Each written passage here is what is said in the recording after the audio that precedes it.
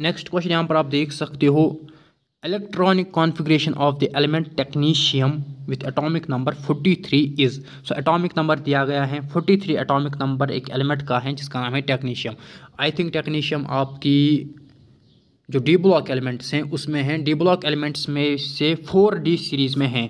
3D series आपके पास है scandium, titanium, vanadium, chromium, manganese, iron, cobalt, nickel, copper, zinc. उसके बाद 4D सीरीज़ हैं, yttrium, zirconium, niobium, molybdenum, technetium. So yes, ये 4D सीरीज़ में है टेक्नीशियम। तो इसका एटॉमिक नंबर 43 है। आपको इसकी इलेक्ट्रॉनिक कॉन्फ़िगरेशन बोलनी है। तो यहाँ पर आप देख सकते हो क्रिप्टॉन है। उसके बाद यहाँ पर आप देख सकते हो 4D10 5s1, krypton 4D10 5s2, krypton 4D1 5s2, krypton 4D5 5s2। सो यहाँ पर इसका जो करेक्ट ऑप्शन है वो है option D, that is krypton 4D5 5s2।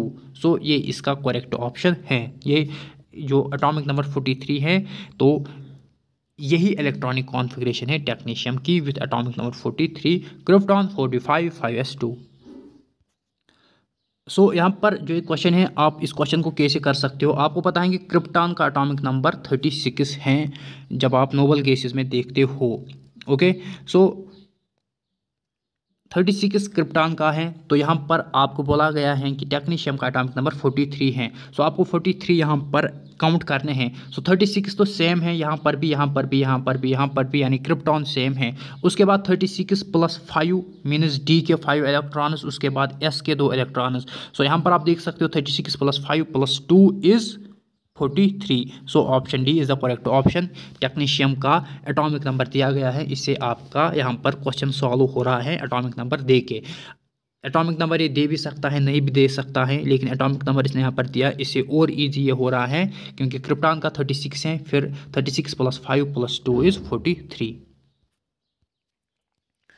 Next question यहाँ पर आप देख सकते हो, ये भी इजी क्वेश्चन है। Among the following groups of compounds identify the group of compounds which are formed by ionic bonds only. तो यहाँ पर आपको बोलना है कि इन चार में से ऐसे कौन से कंपाउंड्स हैं जिनमें सिर्फ आपको आयनिक बॉन्ड मिलेगा, जो आयनिक बॉन्ड से बने हुए हैं। सो ऑप्शन ए की अगर हम बात करें, NaCl, इसमें आयनिक बॉन्ड होता है। KF में भी आयनिक बॉन्ड होता है। लेकिन अगर हम वाटर की बात करें, इसमें आयनिक बॉन्ड नहीं होता है, वाटर में आयनिक बॉन्ड नहीं होता है। नेक्स्ट ऑप्शन की अगर हम बात करें, MgCl2, इसमें आयनिक बॉन्ड होता है। CaF2 में भी आयनिक बॉन्ड होता है। KCl में भी आयनिक बॉन्ड होता है, लेकिन NO2 में आयनिक बॉन्ड नहीं होता है। ऑप्शन सी की अगर हम बात करें, सीजियम क्लोराइड, यस, इसमें आयनिक बॉन्ड होता है।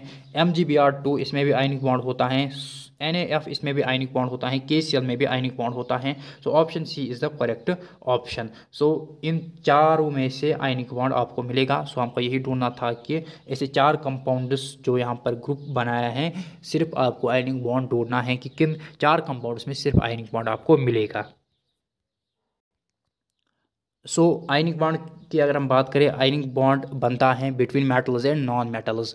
मेटल्स आपके पास ग्रुप 1 एंड ग्रुप 2 हैं, यानी आपके पास जो सोडियम, पोटेशियम, लिथियम, आपके पास मैग्नीशियम है, बेरिलियम है। तो ग्रुप 1 एंड ग्रुप 2 आपके पास मेटल्स हैं जो कि बनाते हैं ionic bond with non metals. Non metals आपके पास हेलोजन्स हैं, यानी फ्लोरीन, क्लोरीन, ब्रोमीन, आयोडीन।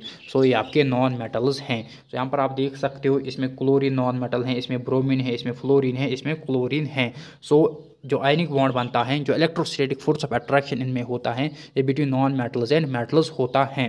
तो नॉन मेटल्स आपके हेलोजन्स हैं, और मेटल्स कौन से हैं, group 1 and group 2।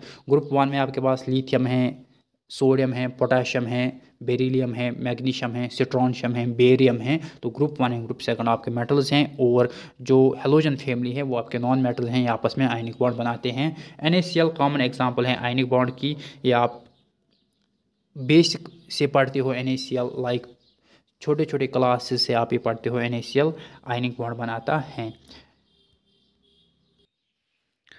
Next question यहाँ पर आप देख सकते हो, यहाँ पर इन चार स्टेटमेंट्स में से आपको बोलना है कि इनकरेक्ट स्टेटमेंट कौन सा है, यानी गलत यानी फॉल्स स्टेटमेंट कौन सा है।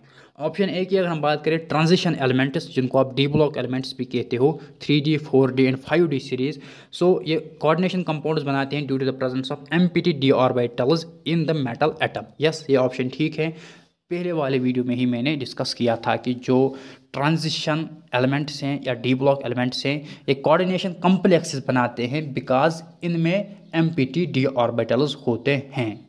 तो उसे क्या होता है कि जो लिगेंड होता है वो अपने लोन पेयर ऑफ इलेक्ट्रॉन्स या simply lone pair of electrons होंगे या in the form of negative charge, तो वो डोनेट करते हैं इन डी वेकेंट ऑर्बिटल्स में। सो ये ऑप्शन ठीक है।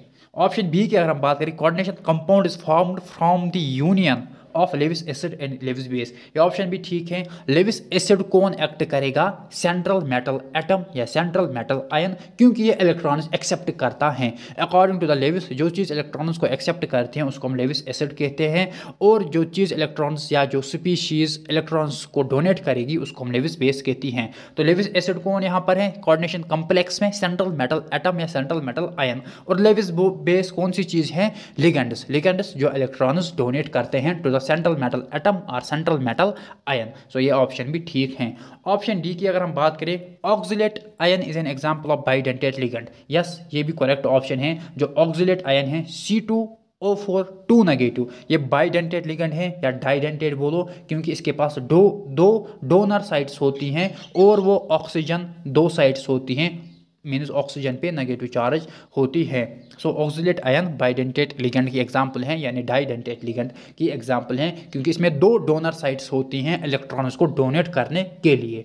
सो ऑप्शन सी अब रहता है, ये गलत ऑप्शन है। ओके, ये गलत ऑप्शन है। So option A B D ये ठीक ऑप्शन है, ऑप्शन सी गलत ऑप्शन है, और हमको यही ढूंढना था इनकरेक्ट ऑप्शन।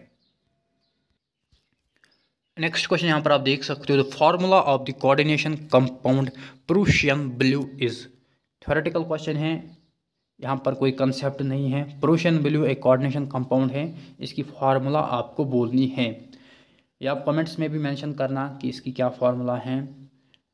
इसका जो करेक्ट ऑप्शन है वो है option D, Fe4 FeCN6 3 times.